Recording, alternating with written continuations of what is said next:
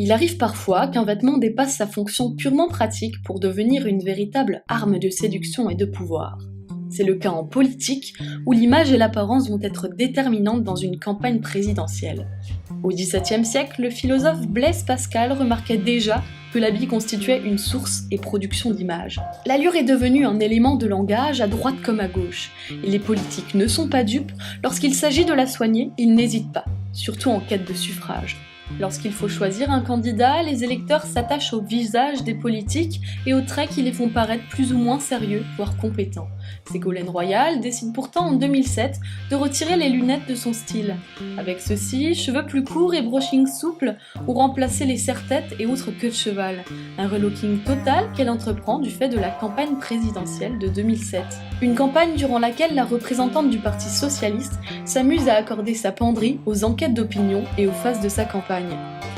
Lorsque les enquêtes d'opinion soulignent une carence en crédibilité, Madame Royal change de style.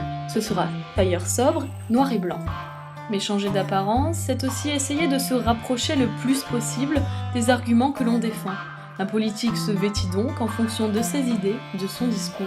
Prenons Bruno Le Maire par exemple. En 2009, il a l'allure d'un jeune diplômé quittant tout juste les bancs de l'université. En quelques années, il a su renouveler ses garde-robes. Il apparaît aujourd'hui en homme décontracté et moderne. Avec le renouveau c'est Bruno comme slogan de campagne, il ne fallait pas se louper. Voilà pourquoi, à l'inverse de ses adversaires, il laisse la veste de costard au placard, ouvre les premiers boutons de sa chemise et retrousse ses manches. Outre la garde-robe, intéressons-nous maintenant à ces politiques qui ont voulu opérer un changement physique.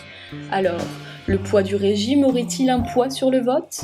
Qui mieux qu'Hollande pour répondre à cette question ? En 2012, avant le début de la course à la présidentielle, l'actuel président de la République effectuait un régime drastique, affichant une nouvelle belle silhouette après avoir perdu ses fameux 15 kilos. Un régime qui changea son image et transforma son potentiel de président. Jean-Luc Mélenchon n'hésite pas à évoquer sa passion pour le quinoa, une astuce pour garder la ligne. Plus que jamais, la santé, l'apparence ou même l'âge des candidats ont de l'importance pour les électeurs. Les politiques font ces régimes pour leur image parce qu'être trop gros serait dévastateur pour eux. La fabrique du président compte alors sur des ingrédients liés à l'image et à la beauté, ingrédients essentiels pour accéder à l'Élysée.